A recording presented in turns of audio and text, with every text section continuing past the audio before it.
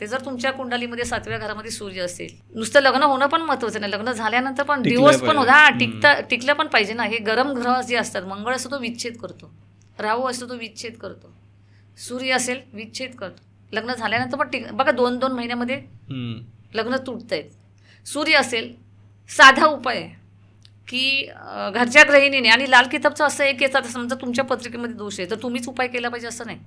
तुम्ही जॉबला जाताय, तुम्ही तुमच्या कामात बिझी, पण तुम्हाला काही प्रॉब्लेम आहे तर तुमचा उपाय तुमचे आईवडील करू शकतात, रक्ताचे नातेवाईक, ब्लड रिलेशन ते करू शकतात.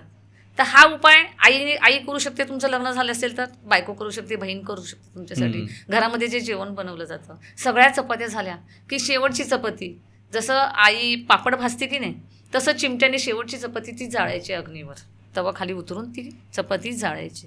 तसंच गॅस बंद करताना तुम्ही बटन फिरून बंद करता, त्याच्याऐवजी थोडासा दुधाचा शिपकडा मारून तो गॅस बंद करायचे. किंवा चूल असेल तरी चूल बंद करताना बघा गावचे लोक पाणी टाकतात, तर पाणी नाही मारायचे, दूध मारायचे. आणि साधा उपाय